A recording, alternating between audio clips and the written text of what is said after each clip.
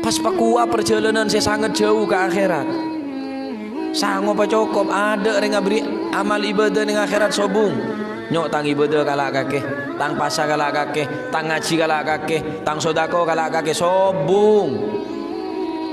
Mumpung durung kulit sambian ada sango saya paling bagus. Enggak sango saya paling bagus singgi beneka sango takut dekat Allah Subhanahu wa taala.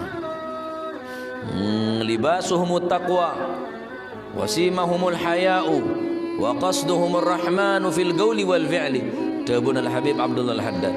Libasuhumut taqwa, orang nikah mun orang soleh kelambina pakainya bener cuma pakaian biasa, bener pakaian-pakaian saya enggak biasa lumrana kulit sambian. Pakainya nikah takut dekat Gusti Allah, takut dekat Gusti Allah ekabe kelampi. Da pasar kelampian. Da pengajian kelampian. Jumatan kelampian.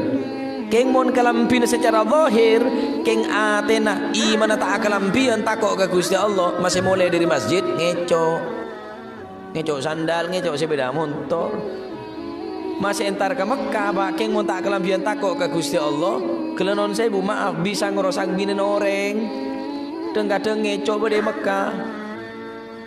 Ibadah na apa boy, mun kalampian, keng kalampian takok ke Gusti Allah, setiap jabat, benih ada asian tok. Dah sini takut ke Gusti Allah, jasa takut ke Gusti Allah. Jasa bagus dah sini bagus geletek betaka maling.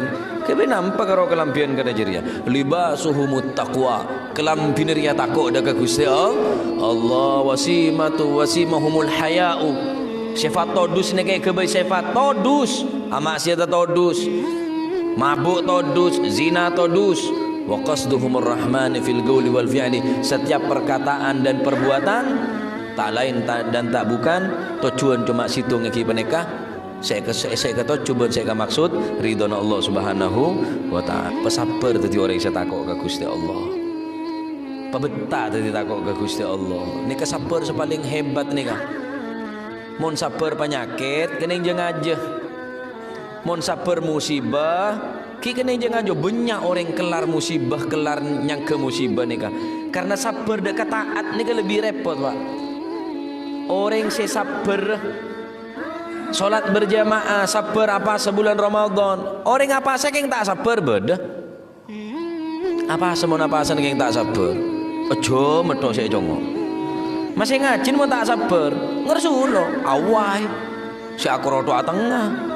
Arapa tak sabar, mun ngaji banyak yang saya sabar nih saya repot. Orang yang sholat banyak yang saya sabar nih repot pak.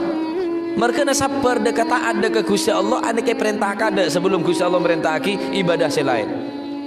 Wasta'inu bis sabri was salah, wa innaha lakabiratun illa 'alal khashi'in. الذين يظنون أنهم ملاقو ربهم وأنهم إليه راجعون. Tabun Gusti Allah. Wasta'inu bis-sabri was-shalah. Ay utlubu al-ma'unah. Minta pertolongan dekat Gusti Allah bis-sabri kelaban kesabaran. Was-shalah berngelakonin salat 5 waktu. Banyak orang yang salat yang tak sabar, mereka sabar harus latihan. Apa sih sabar je? Betah.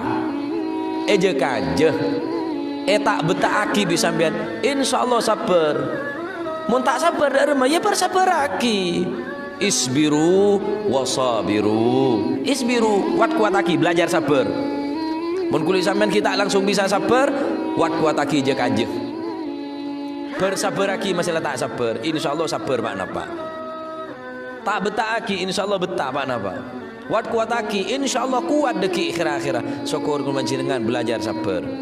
Wasta'inu bis-sabri was-shalah. Tadi sabar nek perintah bi Gusti Allah. Karena banyak orang taat tak sabar. Banyak orang takut ke Gusti Allah tak sabar. Bilan ahli ibadah hajo bilan aku tasbih tok.